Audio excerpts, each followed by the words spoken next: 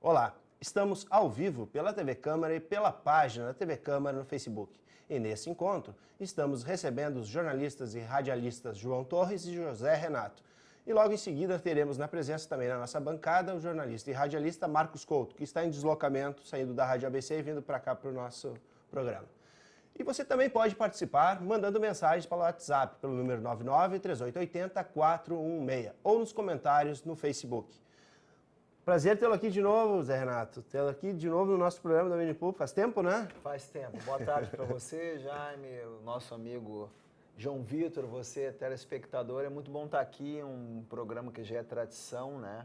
Desde 2016 já. Desde 2016. Um programa plural que traz muitas vozes, muitas pessoas inteligentes, com palavras e também pensamentos legais. Muito bom estar aqui. Perfeito.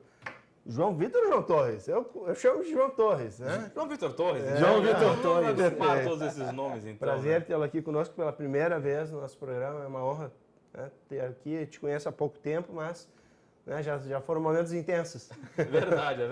É uma honra estar aqui. Obrigado também pelas palavras do Zé, grande colega, torcedor da Mocidade Independente Padre Miguel. Somos. Assim como exatamente, somos torcedores da Mocidade Independente Padre Miguel. E estamos aí para discutir todos os assuntos da cidade e também, enfim, ampliar esse universo de debate que a gente vai tratar ao longo daqui nessa tarde. Perfeito. A gente começa falando de esporte, né? Nós temos a volta do Varziano, que foi anunciada, né, Zé? Não sabemos ainda, em função das chuvas, esse campeonato. Está chovendo demais. Mas estava previsto para hoje, né? Para esse final de semana. Domingo. O início, até agora, oficialmente está mantido, mas provavelmente vai ser cancelado, né? Está chovendo demais na região e sabemos da estrutura dos campos, né? O gramado não é um gramado padrão FIFA, vou falar assim, né? Está muito encharcado e não vamos, acho que a ideia dos organizadores, tenho certeza, o secretário lá de esportes e lazer, o Preto, ele vai acabar cancelando, porque numa primeira rodada a gente não pode estragar os gramados, né? Sim. Logo numa primeira rodada. Né? Mas logo seria no outro final de semana? Tempo bom? Provavelmente. Né? Provavelmente. Mas eu queria reforçar... Mas está mantido por enquanto. Sim. Eu queria reforçar essa questão da importância de retomada do Varziano, né? Porque o Varziano, tu és daqui, né, João? Sim. Para vocês, que tu já está tanto tempo aqui. Mas eu joguei Varziano no Rio. No Rio também. Pois é. Qual é a relevância do campeonato e a importância deles, de novo, ser retomado aqui no nosso município? O Varziano, ele mexe com a comunidade, né? Com famílias. Mexe com a economia local. Há 4 anos que não tínhamos Varziano em Novo Hamburgo, né? E quando houve a proposta do executivo em fazer esse Varziano novamente, foi uma alegria para as comunidades, porque o vendedor de pipoca, o vendedor de pastel, o vendedor da cerveja, da água, do refrigerante, isso movimenta a economia local e também uma tradição, né? O futebol é uma tradição do Vale dos Sinos, aqui de Novo Hamburgo. E quantos jogadores saíram da várzea no Brasil todo, não só de Novo Hamburgo, e conseguiram espaço no mercado profissional de futebol. E até temos o Preto, que é secretário, né? Começou da várzea, foi campeão gaúcho em 2017, jogou no exterior, quer dizer, é um celeiro. Leandro Damião também, né? Leandro Damião tem uma característica bastante diferente, né? Ele saiu direto da várzea para o profissional. Ele não passou em categoria de base de clube. Né, João?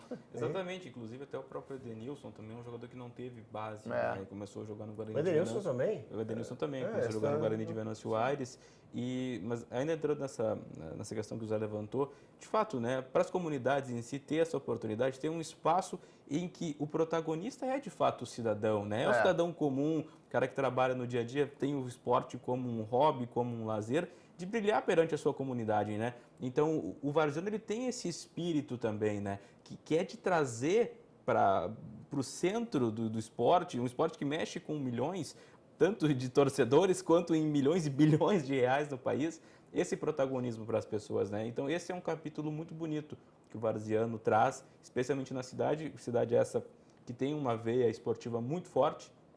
Daqui nós temos não somente jogadores que disputaram a Copa do Mundo, inclusive desde 2010 temos hamburguenses em Copas do Mundo, né? com o Maicon em 2010 e 14, o Alisson em 2018. O melhor goleiro do O melhor mundo. goleiro do mundo é de Novo Hamburgo, escolha né? da FIFA. Então tem essa questão que é muito forte do Varziano e que bom que ele Canudão, pode, né? exatamente, do canudão para o mundo.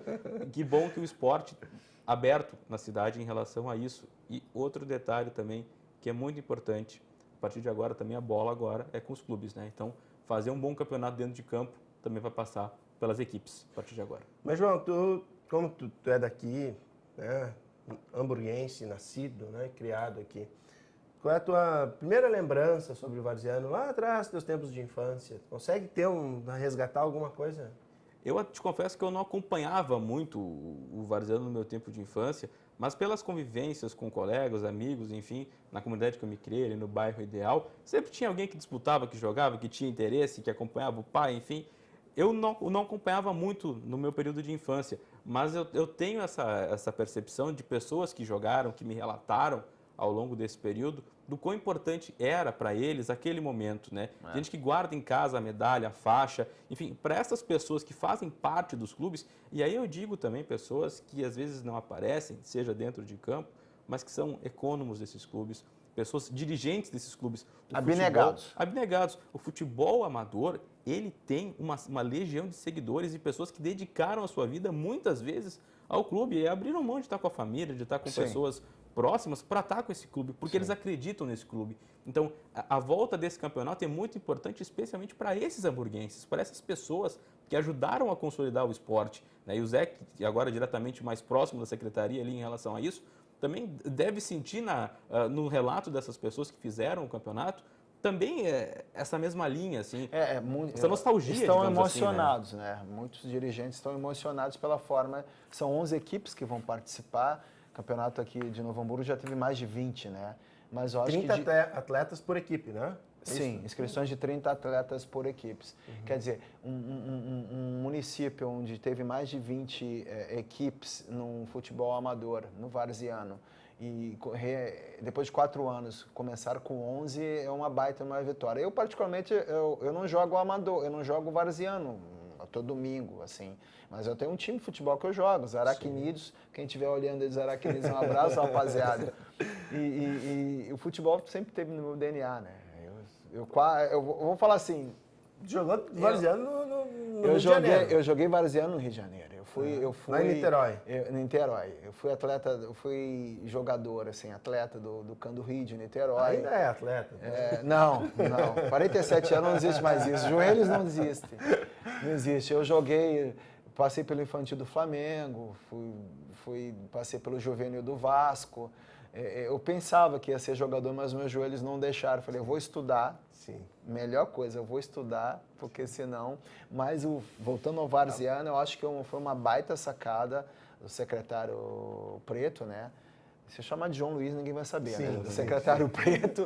E isso realmente está fazendo com que as comunidades estão todas oriçadas. O João é do Bairro Ideal. O Bairro Ideal não tem time, né? Não lembro.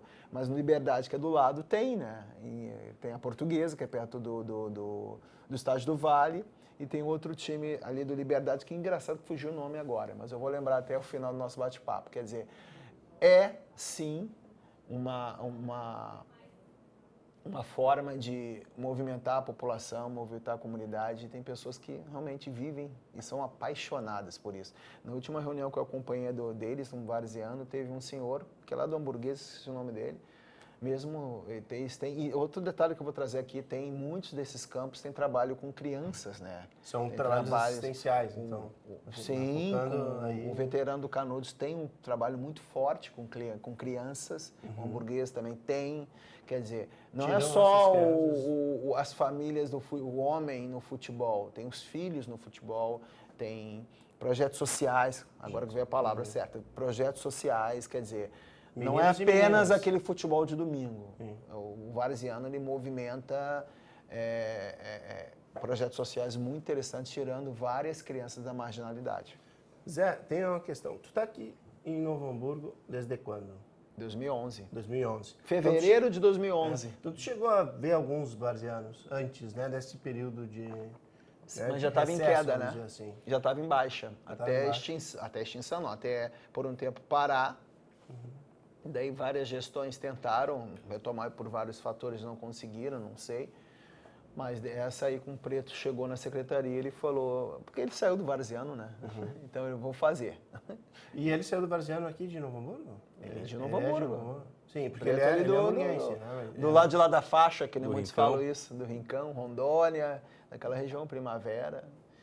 Ele saiu do Varziano e foi trilhar o mundo aí, passando por várias equipes. Sim. E tu lembra lá atrás, então, os motivos, quando tu viestes para cá, para Novo Hamburgo, já veio trabalhando na comunicação? Sim. E daí Comecei no Grupo Sinos, na área esportiva? na Rádio ABC também. Também.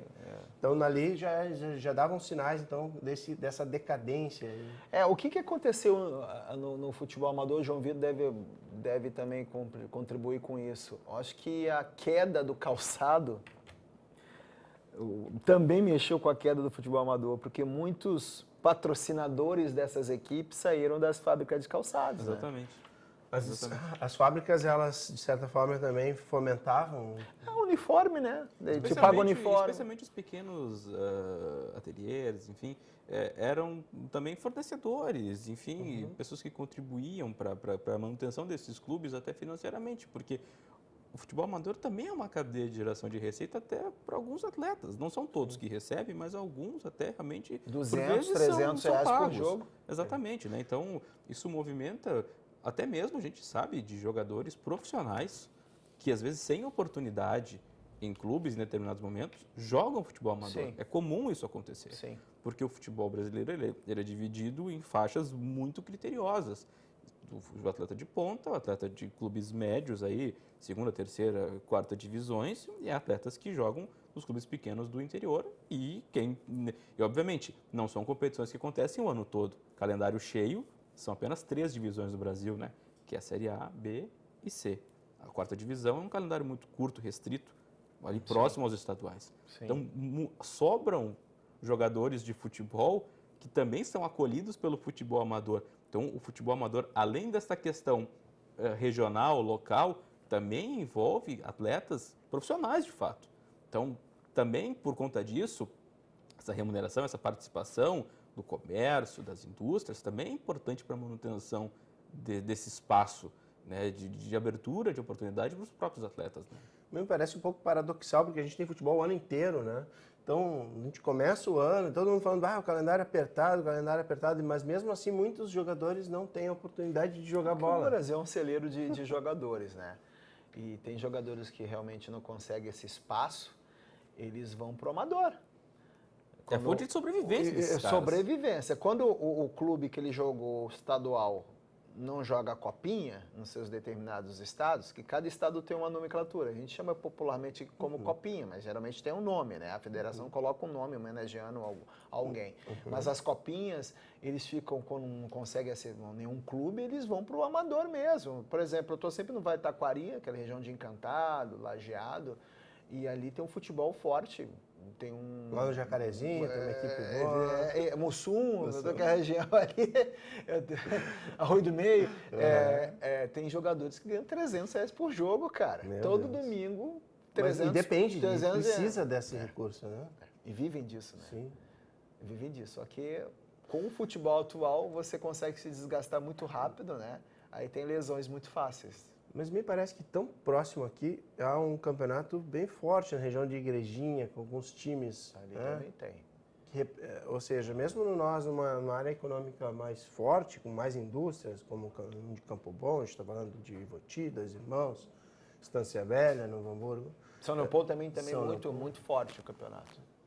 E naquela região, o Varziano em São Leopoldo tem tido sucesso? Tem vários. Sucesso não, mas tem tido, né?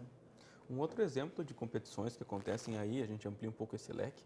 Se a gente aqui de Ivoti, Lindolfo Collor, Presidente Lucena, Linha Nova, é comum ter primeira, segunda, terceira divisões de futsal É. também. Então, nas cidades menores aqui no nosso entorno de Novo Hamburgo, as competições esportivas elas são realmente muito fortes e algumas cidades têm calendário o ano todo escalonado. Campo Bom. Campo Bom é um caso também que a gente deve citar, bem lembrado pelo Zé também.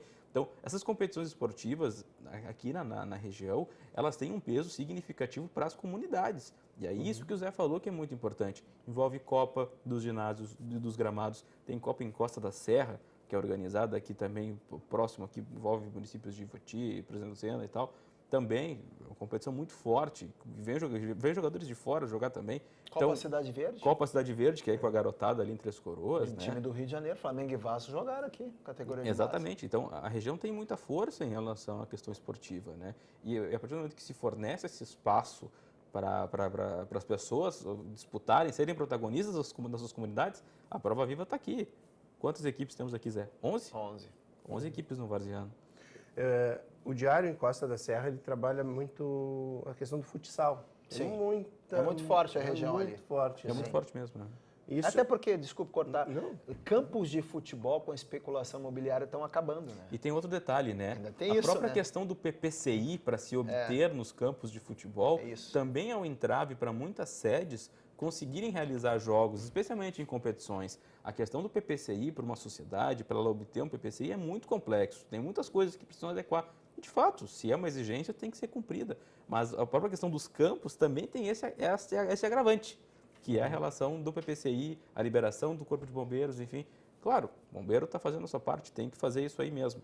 Mas também é uma questão que às vezes acaba dificultando, digamos assim, a realização de algumas determinadas competições. Por favor, seja bem-vindo, Marcos Couto. Ô, Marcão! Grande Marcão.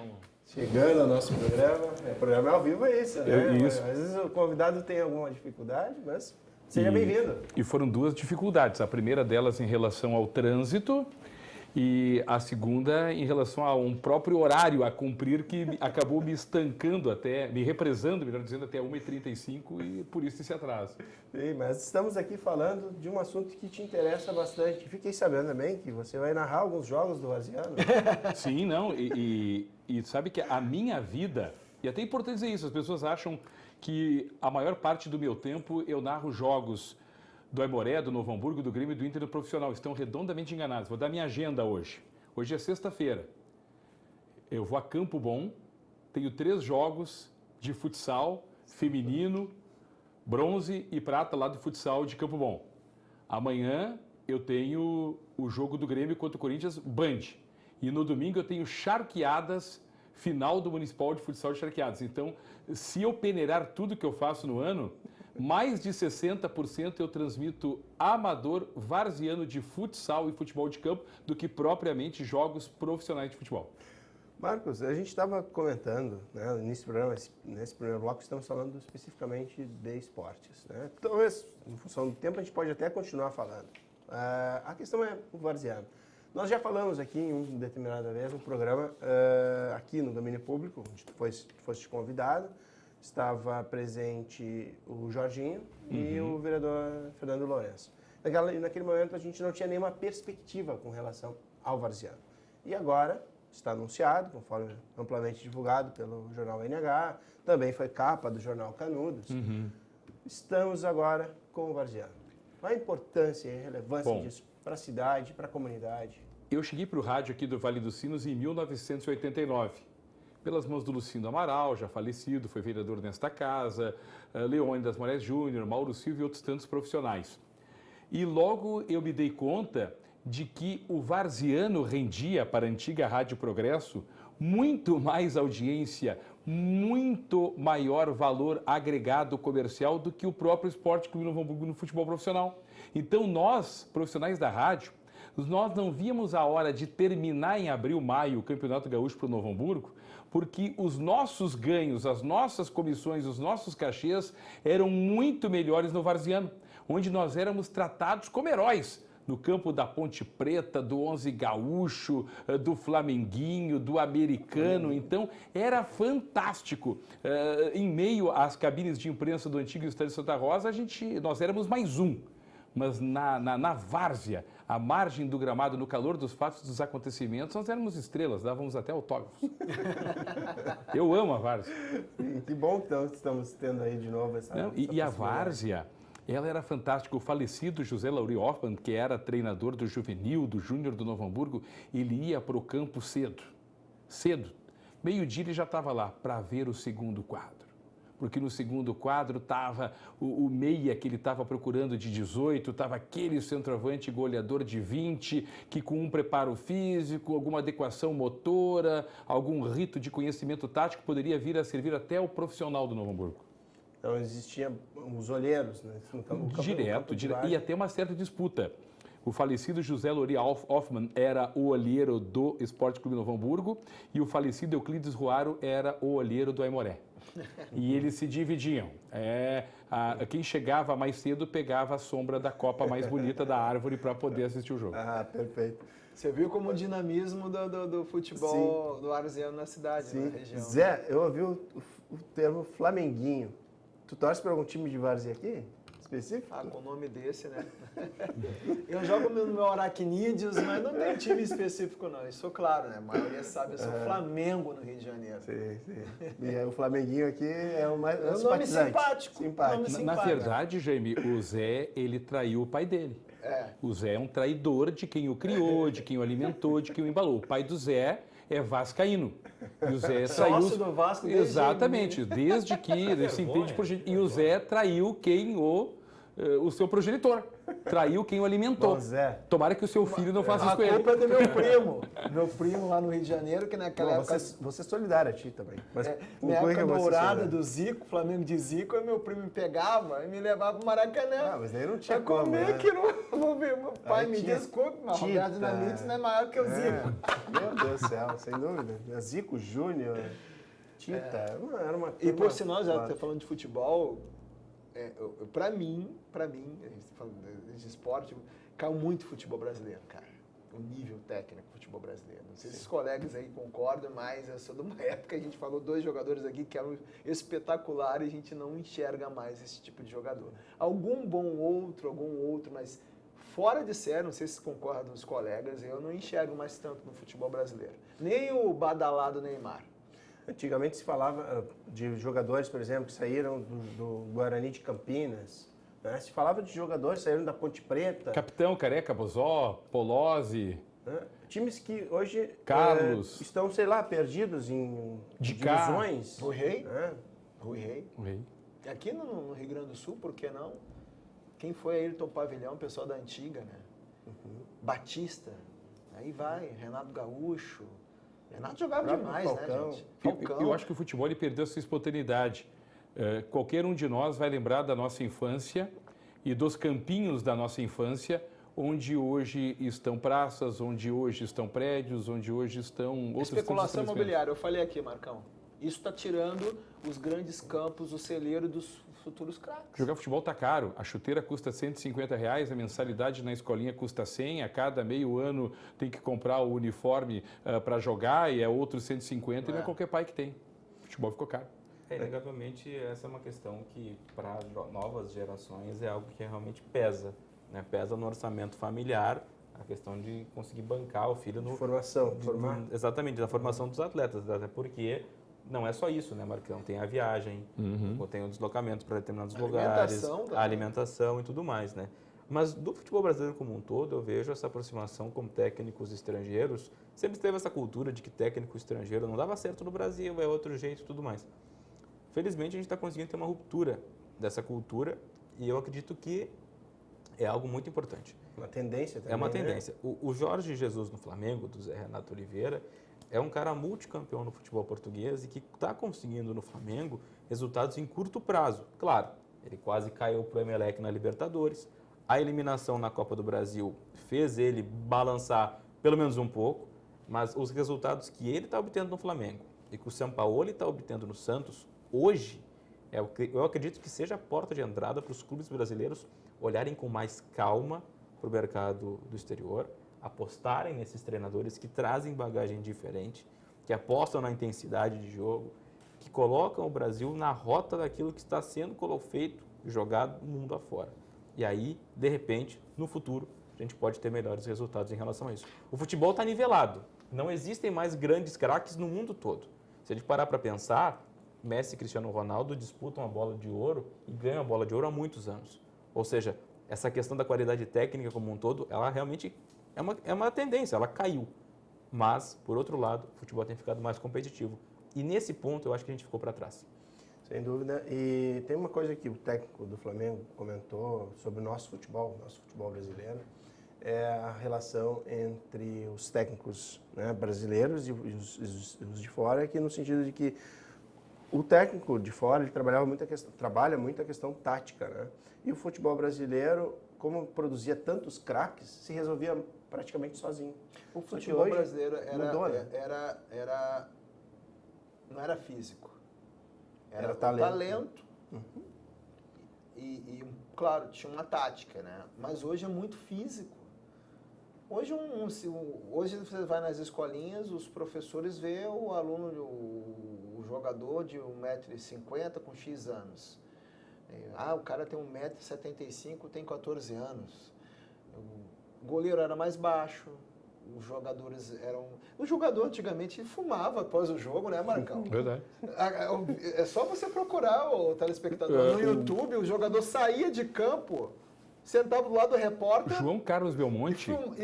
E fumava. Me dá um cigarro aí. O João Carlos Belmonte, hoje com 75 para 76 anos, aposentado lá em Tramandaí, a senha para o Tarcísio, para o Flecha Negra, apagar o cigarro, ele era o último a entrar em campo. A senha para ele apagar o cigarro era: aí vai o Grêmio. Quando ele dizia para o Ranzolin, aí vai o Grêmio, o Tarcísio apagava com o cravo da chuteira o cigarro e entrava em campo. Esse era o jogador.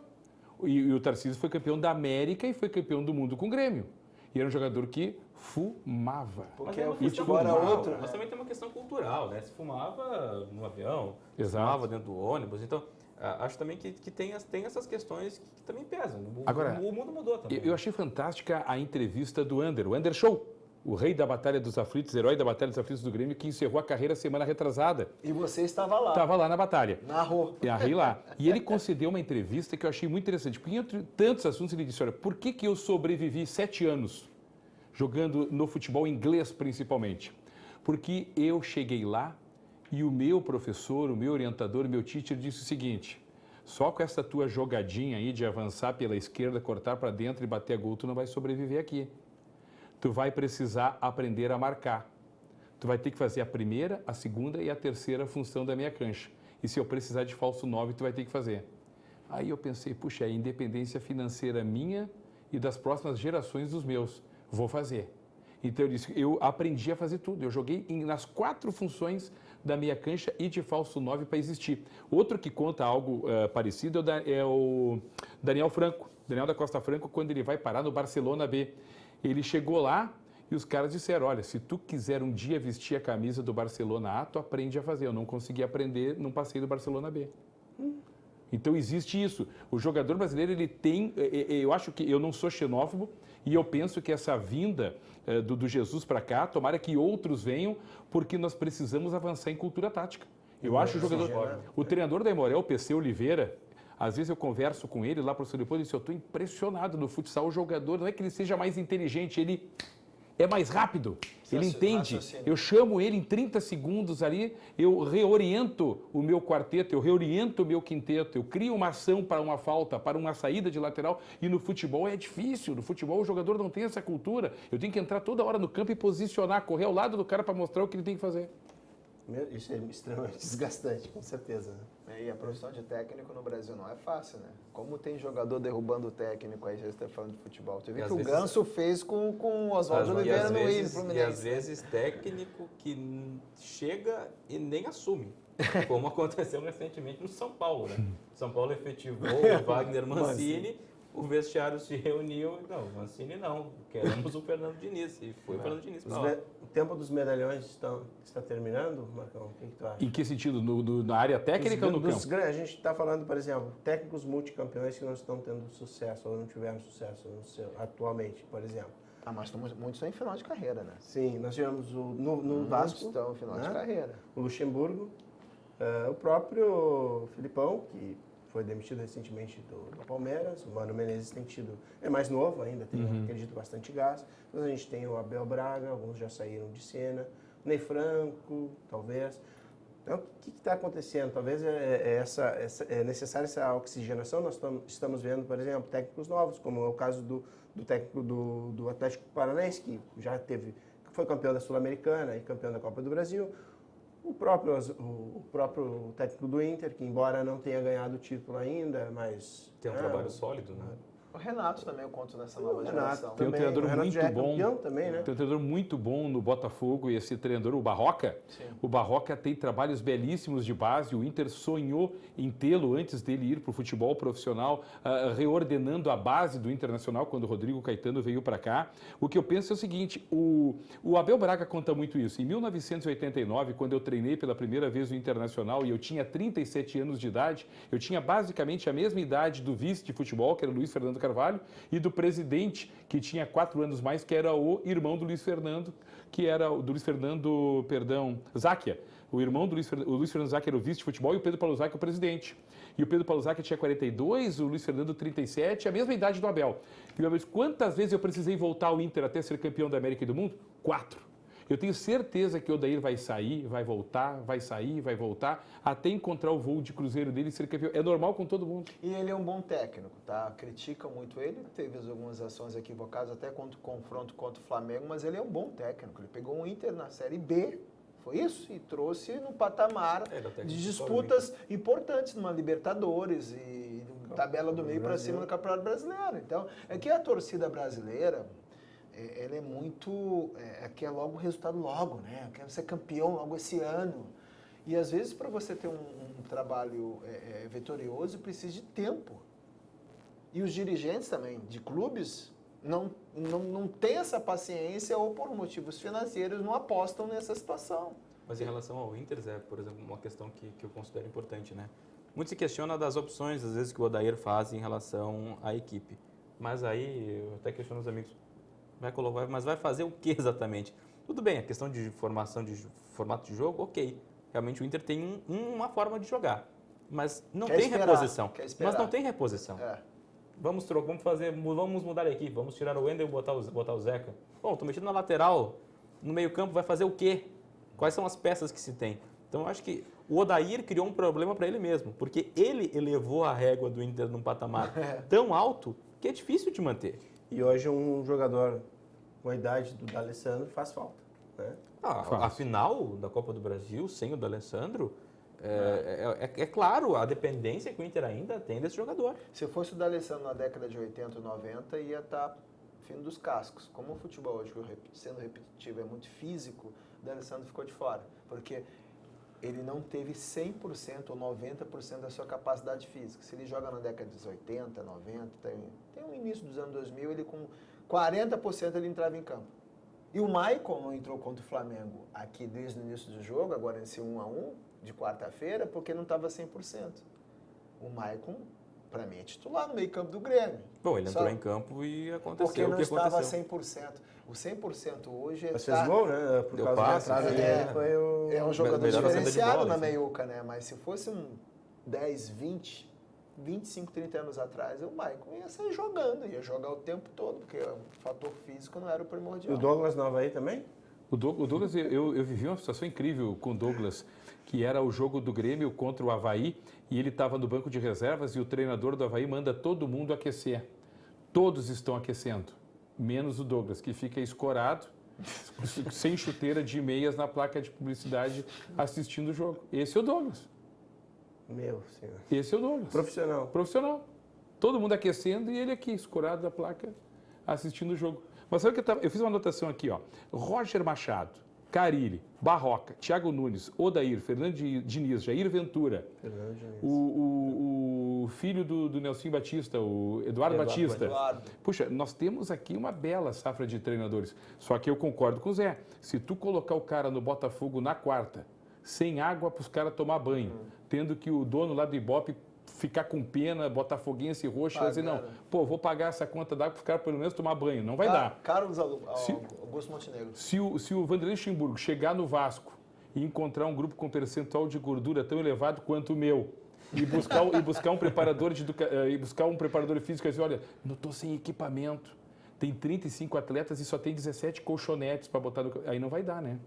Agora, uma questão Aí que, não dá pra pensar. uma questão que para mim é fundamental no futebol brasileiro é o seguinte: o técnico paizão tem que terminar. O treinador de futebol não pode gerir um grupo só por ser paizão. Tem que ter técnica, tem que ter tática, porque isso influencia, a gente está vendo isso agora a duras penas, na questão técnica dos próprios jogadores, dos clubes. Entende? A baixa exigência tática no futebol brasileiro nos levou a essa crise. Isso é inegável. Embora a gente fale de um técnico moderno, como o Odair, ele é reconhecido no grupo como papito. Papito. Claro, mas aí Não é paizão, o cara, é papito, claro, mas qualquer ainda chefe tem que saber mantém a mesma- gerir, né? as Qualquer chefe tem que saber mesmas gerir o seu grupo de trabalho, né? Mas o cara ficar no cargo só por ser paizão não dá. Não, te dou razão. Porque qual é a grande crítica que fizeram os alemães? Eu não tomo isso como crítica, eu tomo isso como uma contribuição ao futebol brasileiro. Pô, nós ganhamos a Copa do Mundo de 2014 sem ter articulador. Nós articulávamos pelas laterais do campo. Pô, quando é que vocês brasileiros, além da qualidade, da criatividade inata do jogador brasileiro, quando é que vocês vão contribuir taticamente para o futebol mundial? O dia que vocês botarem na cabeça que vocês têm que treinar, que vocês têm que serem mais honestos consigo mesmo do ponto de vista tático, vocês não vão ser pentacampeões do mundo, vocês vão ser octa, ênia, decacampeões do mundo. E é uma verdade. É que a gente não se dedica. O futebol força sobressaiu, né, gente? O futebol força europeu, com padrão tático, sistema tático, sobressaiu nesse contexto. Por isso essa exigência. E o talento do futebol brasileiro é nato. O Marcão falou, realmente. Só que agora a nova ordem mundial é a questão de padrão física e tática, né? Sabe que o Preto, que hoje é o nosso homem dos esportes aqui em Novo Hamburgo, homem de confiança da prefeita Fátima, reativando, Varzeno, o Preto diz com muita qualidade. Eu não sei se hoje, se eu surgisse para o futebol, se eu seria o Preto da meia cancha. Eu acho que hoje eles me colocariam numa ponta bem aberta, só cruzando para a área. Por quê? Porque o que falta muito hoje na base são treinadores que objetivem o seguinte, não, o Zé Renato é habilidoso, mas o Zé Renato ele pode fazer uma volância com essa habilidade. Ele pode me dar uma saída de bola com segurança, com qualidade à frente dos zagueiros. E essa habilidade, essa leitura rápida de jogo, ela pode ser usada defensivamente para dar cobertura aos laterais, para aparecer atrás de um zagueiro. Então, é isso que está faltando ao nosso treinador já a partir da tenra idade da base, quando recebe os garotos. Eles já querem pôr fundamentos. Esse menino com habilidade para ser de novo imaginando um D'Alessandro, um Pelé, um Zico. É fundamentos, cara. Tá faltando fundamento na base, gente. E outra questão demais também, não está tendo agora fundamento. outra questão de base também, base não tem que exigir resultado da base. Ainda tem isso. Esse é o problema. Tem técnico que cai porque perde o Grenal e tudo. O fundamento da base é formar atletas. E às vezes se busca adequações para o time e não se pensa no jogador. Talvez na melhor questão para o atleta. Formação. Exato. Mas tem uma questão interessante nisso. Esses dias eu falei, se citar nomes com o treinador da base do Internacional, fui narrar um jogo pela Coirmã, pela Band de Porto Alegre, no campo do São José da base. E perguntei, tu nunca pensou no futebol profissional? Não me fala numa coisa dessas. Mas por quê? Porque tu quer que eu vá o quê? Tu quer que eu vá treinar o São Luís de Juí? Vou trabalhar 3 meses no gauchão e vou fazer o quê os outros 9 meses? Aqui na base onde eu tô, desse time aqui de Porto Alegre, time grande, eu tenho 13 salários, eu tenho carteira assinada, eu tenho férias remuneradas, eu tenho uma vida, minha família não precisa se mudar, eu não preciso comprar um guarda-roupa a cada 2 campeonatos gaúchos porque ele se desmanchou me mudando de Juí para Bagé, de Bagé para Santa Maria, de Santa Maria para Novo Hamburgo. É verdade, é uma realidade, né, Marcão? Até porque também tem um amigo que treina na base do Internacional, ele fala a mesma coisa, que a intenção dele de ir para o profissional é zero, porque a estabilidade que ele tem na base, trabalhando com a gurizada, é muito maior do que ele teria na equipe profissional, que aí é como a gente estava dizendo antes, né? Ganhou no domingo, não fez mais que obrigação, perdeu na quarta, está restaurada a crise, né? Só queria fazer um combinado com vocês. Sim. Nós teremos um intervalo, mas como a conversa está boa, né, nós podemos pular esse intervalo, dar continuidade até as 3 horas. Podemos. O comandante só fazer um acordo com os colegas, né? A gente vai respeitar a questão das 3 horas, até porque todos são profissionais, todos têm responsabilidades. Mas tem uma questão que eu gostaria de falar sobre a organização do futebol brasileiro, já que a gente está tocando, e eu acho que o assunto ficou bom nessa parte de futebol, bem amplo. Interessa, né, a nossa comunidade, porque o programa tem esse foco de atender a comunidade do Vale dos Sinos, Mas a questão do calendário. O ano que vem, a CBF já publicou seu calendário, onde ela respeita as datas FIFA, mas temos Copa América. E muitos jogadores, provavelmente que estarão disputando o Campeonato Brasileiro, Copa do Brasil, estarão representando as suas seleções. Como é que vocês veem essas questões assim de o Brasil ter dificuldade de ajustar o seu calendário a, por exemplo, países como o próprio Uruguai e a própria Argentina, nossos vizinhos, que já adotam um outro sistema? Como vocês enxergam isso? Desculpe, vou dar uma informação, tá? Fique à vontade. Eu acabei agora do árbitro Daniel Bins, que é um dos organizadores do Varziano, está cancelado, tá? A rodada de domingo, então a nossa comunidade... boa tarde, pessoal. A Prefeitura decidiu transferir a rodada de abertura do Campeonato Municipal de Novo Hamburgo em virtude do mau tempo.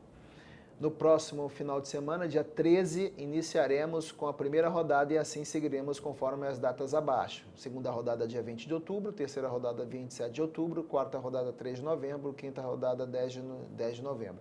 Então, a gente começou o programa falando varziano, está transferido o mau tempo. Em primeira mão também, né? Já Primeira mão. Um serviço de Utilidade pública. Utilidade pública. Então, podemos começar, então? Eu tenho muita vontade de ver o futebol brasileiro organizado, com clausura e apertura, como trabalham os uruguaios e os argentinos. Mas é impossível. É um país com dimensão de continente, é um país que tem as 4 divisões muito fortes no nosso país, então não temos como pensar assim, até porque se eu defender um campeonato brasileiro no sentido horário da América do Sul, coadunando com a Europa, eu estou matando os regionais. E eu não posso matar o Aimoré, não posso matar o Novo Hamburgo, o São Luís de Juí, o Caxias. Estão querendo, né? Estão querendo. Então, o que eu acredito é que nós precisamos retirar a dupla Grenal do Campeonato Gaúcho. Retirar os 4 grandes do Rio do Carioca, retirar os 4 grandes de São Paulo do Paulista, os 2 grandes do Mineiro, retirá-los, colocá-los num pentagonal final, num quadrangular final.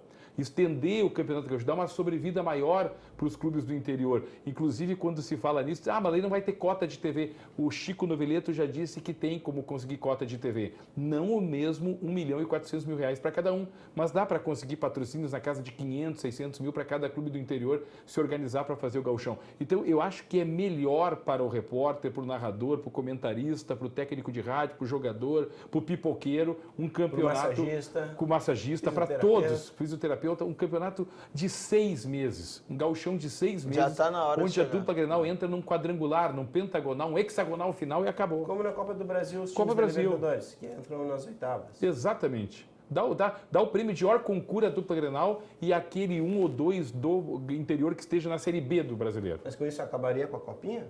Pô, é uma boa, porque o que é a Copinha?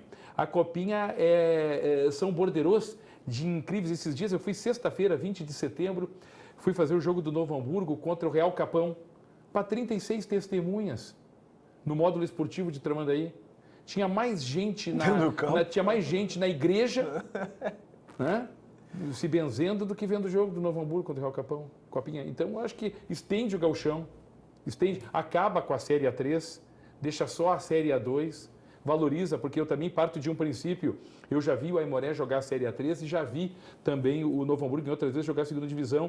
E se já é difícil tu arrumar patrocínio para a Série A do Gauchão, imagina eu sair à rua para buscar patrocínio para a Série A3 do Gauchão. Ninguém quer aliar a sua marca porque sabe que não vai ter visibilidade alguma. Eu acredito que se joga demais no Brasil e isso causa, sim, deficiências técnicas também no campeonato. Sim. A gente está vendo que no Brasileirão, por exemplo, as equipes não conseguem manter um padrão de escalação, especialmente quem estava jogando ao mesmo tempo. Copa do Brasil, Libertadores e Campeonato Brasileiro. Vai ter que fazer escolhas e não se tem elenco, exceto o Palmeiras, que ao meu ver é um elenco médio, mas tem peças de reposição sempre à altura e consegue se manter num patamar estável. O próprio Jesus do Flamengo já está começando a reaver, porque ele pensou em jogar tudo no ano, não vai mais. Não tem condição de se jogar tudo. Não, e outra questão, o país tem dimensão de continente. Aí tu faz o Grêmio sair daqui para jogar na quarta contra o Bahia e no domingo jogar na Arena do Grêmio contra a Chapecoense. Às 9 da noite, às 9 da noite. No inverno. Tá errado. Tu tem que sair do Rio Grande do Sul para jogar no domingo contra o Bahia, na quarta contra o Ceará, no sábado contra o CSA e voltar. Quando tu volta para a tua base, é a vez de um destes descer. Sim. E ele desce para jogar na quarta contra o São Paulo em São Paulo, ele vai jogar no domingo contra o Atlético Paranaense em Curitiba e na outra quarta contra o Inter no Beira-Rio. Aí ele volta. Caso contrário, o que acontece? Os cariocas e os paulistas e os mineiros estão beneficiados nesse sistema. Porque tu tem 4 grandes no Rio, tu tem 4 grandes em São Paulo, tu tem 2 grandes em Minas, eu já tenho metade do campeonato na ponte aérea de 40 minutos entre um estado e outro. Enquanto que eu estou com um jogador 6 a 8 horas dentro de um avião com escala em São Paulo. Exatamente, né? Essa é uma questão muito importante que tu levantas, Marcão. E realmente é um problema. A gente tem que pensar num calendário minimamente organizado para os clubes poderem se preparar e tudo mais. E o fato, na pergunta inicial, antes ali que a gente estava falando da questão das datas FIFA, poxa vida, a gente não consegue planejar, uma confederação brasileira de futebol não consegue planejar e saber que vai ter uma competição de seleções na metade do ano e que o futebol brasileiro é um polo de contratação de várias nacionalidades latino-americanas, ou seja, de participantes dessa competição. Ou seja, um integrante desse torneio não sabe disso? Claro que sabe.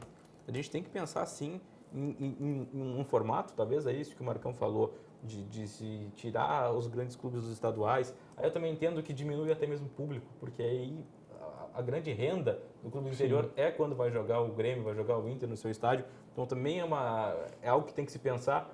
Por que talvez o Atlético Paranaense esteja colhendo resultado nesse momento? Ele não joga o estadual. Ele joga com uma equipe sub-23. E agora isso faz diferença, porque o Atlético tem mais perna que muitos clubes brasileiros que estão jogando desde fevereiro, desde meados de janeiro. E isso tem sim peso. Aí tem uma Copa do Mundo, o calendário brasileiro começa antes, começa mais cedo. Não, ele não tem que começar mais cedo.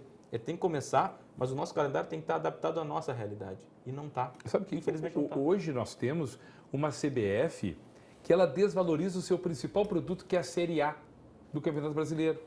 Se eu sou Rogério Caboclo, digo, Tite, quem é que tu vai convocar? Ah, eu vou convocar fulano. Não. Desconvoca o Gabigol, desconvoca o Rodrigo Caio, o Everton e o Matheus. Mas por quê? Porque eles estão envolvidos na semifinal da Libertadores da América e eu quero o futebol brasileiro forte. Eu quero esses jogadores comendo, bebendo, dormindo, respirando Libertadores da América e Campeonato Brasileiro. Tira eles fora, quem está envolvido. Ah, mas o Guerreiro vai ser chamado pela peruana. Ah, mas o Arrascaeta vai ser chamado pela uruguaia. Problema dos uruguaios, problema dos peruanos. Tu não vai convocar, eu não vou desprestigiar, desmerecer, diminuir o meu campeonato da Série A. Daqui a pouco eles vão embora. Eu quero eles em atividade aqui e quero eles focados no Renato, no Jorge Jesus e nas suas comunidades. O Marcão falou um fator muito pessoal para mim, né? A questão de seleção brasileira. Eu não tenho mais o mesmo apego que eu tinha da seleção brasileira. É impressionante. Eu não tenho. Não tenho mesmo. E se tiver uma boa diversão no mesmo horário do jogo da seleção, antigamente eu parava para vou ver a seleção jogar, vou ver Falcão jogar, vou ver Renato Gaúcho jogar. Eu não tenho, mano, não tem. Porque eu tô no sul, né? Vou falar aqui do sul, porque senão eu vou falar só coisa. Mas o Zico é nacional. Vou ver o Zico jogar. Quer dizer, eu não tenho mais esse apreço, João, não tenho mesmo. Seleção brasileira. Sobre o seleção, o Zé conviveu comigo na querida Rádio ABC e eu dizia pro Zé, Brasil e Singapura, já sei quem narra na Band, Situba meia-noite era eu. Graças a Deus que veio uma ordem de São Paulo e abandonaram a seleção brasileira. Não se transmite mais seleção, a não ser em eliminatórias à Copa do Mundo e jogos... Competições oficiais. Competições oficiais se transmite. Amistosos. Mas esses amistosos nem pensar, não se mexe na grade de O programação. Brasil, Peru, meia-noite. Tá louco. Os amistosos da seleção Brasil, brasileira realmente são... Singapura era eu. Singapura, Gabão, Brasil e Gabão. Eu vou confidenciar para vocês, Gabão. eu fiz certa vez um amistoso do Brasil contra a seleção chinesa e o falecido mestre Cláudio Quintana Cabral estava comigo na jornada e não teve Cristo de nós conseguirmos a escalação correta da seleção chinesa. Tá, daqui a pouco o Cabral saiu da sala do tubo, volta o Cabral com uma escalação numerada, de 1 a 11. Quando nós terminamos de narrar o jogo, vocês acabaram de narrar a seleção chinesa das Olimpíadas de Montreal em 76. Tu tá louco, Cabral? Quem é que vai saber? O Xing Ling, né? Xing Ling Chu. Tinha cara já falecido ali. O Marcão... Esse é o valor que se dá à seleção brasileira. Gente, o Marcão tem altas histórias de bastidor de futebol, tá? Sem E dúvida. também na área de jornalismo, radialismo esportivo. Olha, o Marcos Couto, uma enciclopédia, é imperdível as histórias do Marco Couto. Eu certa vez tinha a Copa dos Campeões.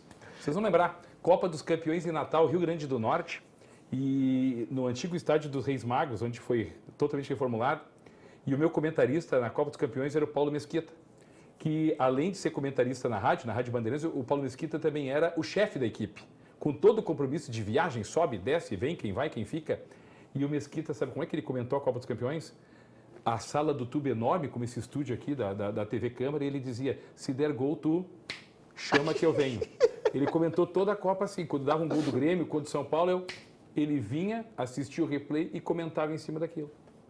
Meu Senhor. É o rádio. Esse é o mundo fantástico do rádio. Né? Esse é o mundo fantástico do rádio. Ou então tu ir, como acho que o Zé já chegou aí comigo, nós transmitimos muito o Aimoré na Série A3. Nossa! E nós fomos nas Castanheiras, e estava em reforma as Castanheiras, em Farroupilha, Brasil de Farroupilha e Aimoré, e as cabines não podiam ser... Farroupilha e Aimoré.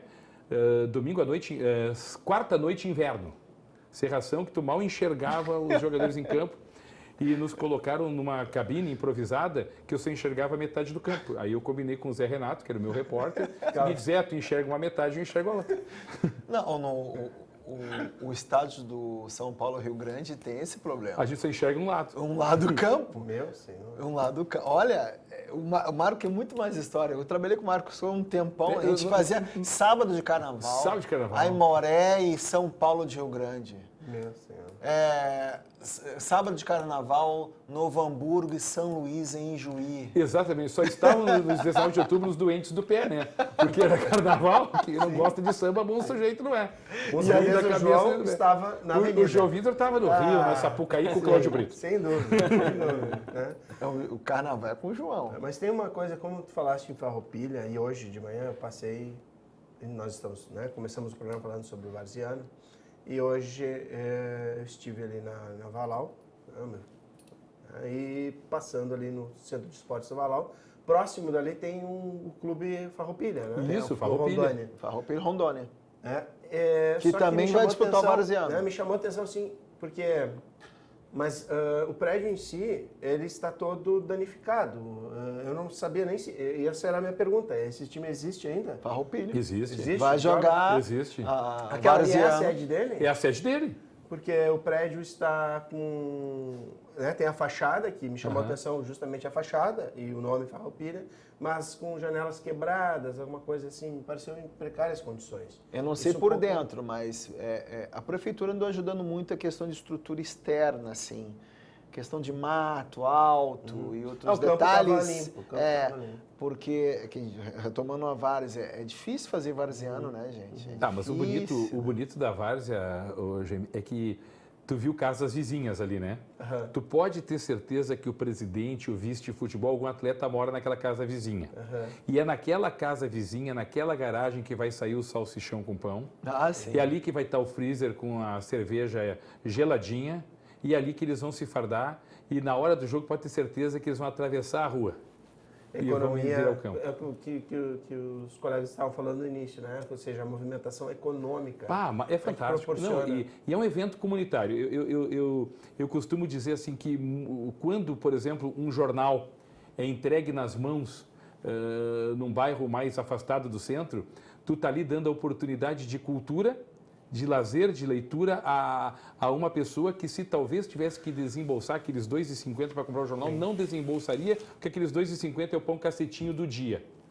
Então, tu oferecer o futebol, tu tá oferecendo o segundo quadro, o primeiro quadro, tu tá oferecendo de graça para a comunidade um evento que ela leva a cadeira de praia, leva o chimarrão, leva a pipoca, e ela vai se divertir a tarde toda sem gastar um tostão. Isso é maravilhoso. Isso só o futebol... Uma bola, 22 brincando e outros 200, 300 lá de fora assistindo sem gastar R$1. O presidente do Cando Rio, fugiu o nome dele agora, ele chegou a colocar 4.000 pessoas em volta do campo. O Novo Hamburgo foi 4 mil no Gauchão. Contra o Grêmio, né? Contra o Inter e contra o Grêmio. Exatamente. O Cando Rio, ele falou, nas últimas reuniões, 4.000 pessoas num jogo decisivo. Eu costumo dizer, eu vou dizer algo aqui e não vou errar.